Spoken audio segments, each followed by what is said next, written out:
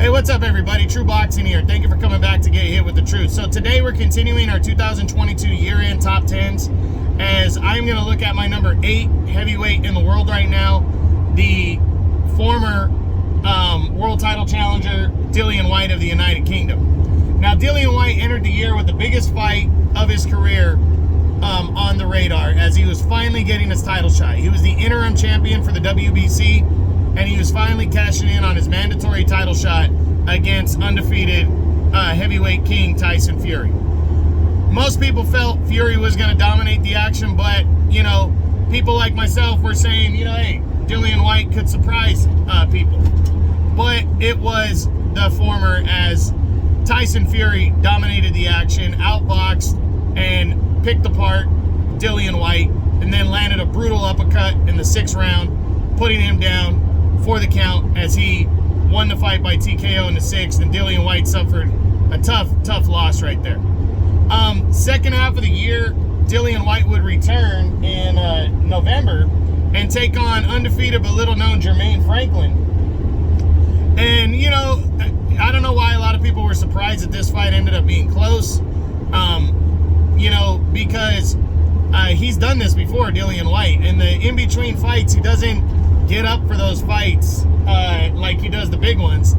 So some of those fights are lackluster performances, or they're closer than they should be.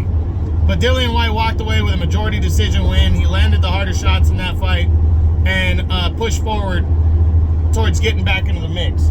Now he drops 3 spots from number 5 last year. He's 34 years old. Overall, he's 29-3 with 19 knockouts. He's a WBC's number 6 contender. What do I think is likely for him? Honestly, I think there's a good chance he gets the Anthony Joshua fight in April. That was the talk back in November when he won, that the winner would, between him and Franklin, that the winner would be likely in line to fight Anthony Joshua.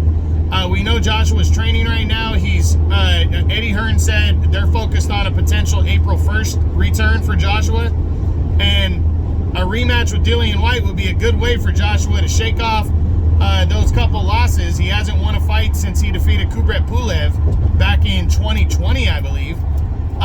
It'd be a good way to shake off those back-to-back losses to Usyk and get back in the mix against a familiar opponent that he knocked out back in 2016. So there is cause for a rematch here, and I think Dillian Whyte's probably going to get it.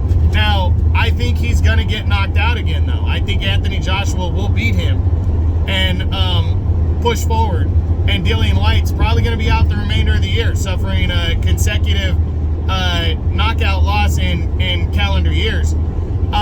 But if he were to pull off the upset, Dillian Whyte's going to be the belle of the ball. That could set up a 3rd fight with Joshua if he pulls off the upset, or it leads him to a potential title fight with, I think, Daniel Dubois or Joe Joyce in the 2nd half of the year. I think that's very, very possible. So we got to see what goes down. But Dillian Whyte, I think, is going to get a pretty solid opportunity in 2023, and we'll see what he does with it. But that's it. That's what I got. That's my 2022 year-end top 10s.